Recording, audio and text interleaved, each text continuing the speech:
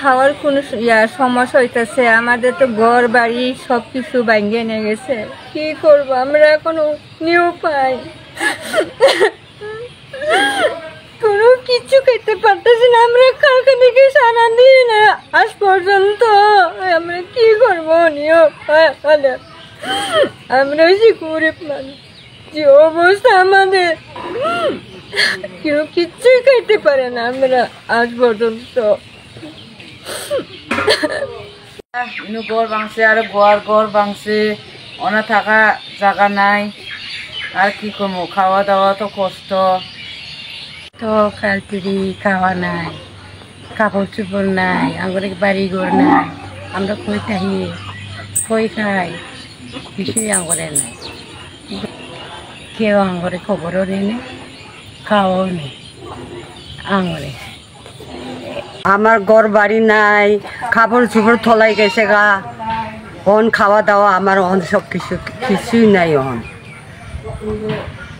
আমাদের থাকায় অনেক কষ্ট, আমাদের কাপড় চোপড়ে অনেক কষ্ট, আমাদের খাওয়া দাওয়ায় অনেক কষ্ট। আমাদের চুলা টুলা সব ভেঙে গেছে, আমাদের ঘর বাড়ি সব ভেঙে গেছে। আমরা এখন কোথায় থাকবো, থাকার কোনো জায়গা নেই। চাল নাই, ডাল নাই, সব নিয়ে গেছে বন্যা।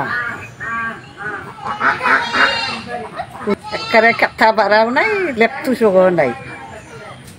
ভাটপাড়া গ্রাম এলাকা, আমাদের এই গ্রামে আমরা কত খাওয়া দাওয়ার খরচ, কিছু চাল ডাল সম্পূর্ণ এখন আমাদের এখন খাওয়া দাওয়া নাই।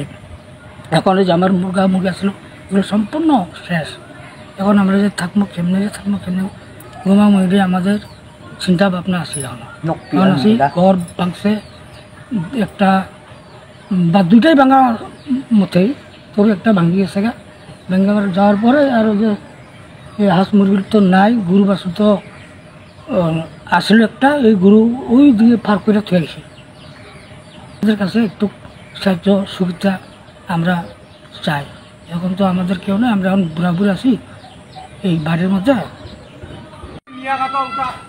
আমার যে কষ্ট দুঃখ সব কিছু আমারে বাসাই লিয়ে গেছে গা। কষ্ট ঘর বাড়ি দেখে যে চোখের পানি ভালাইতেছি আমি সেন বুঝতেছি। এখন ঘর বাড়ি সব একটা ঘরও ভালো না, সব ঘর পড়ে গেছে গা, ভাঙ্গে গেছে গা। কই থাকবো, কই কি করব আল্লাহ জানে।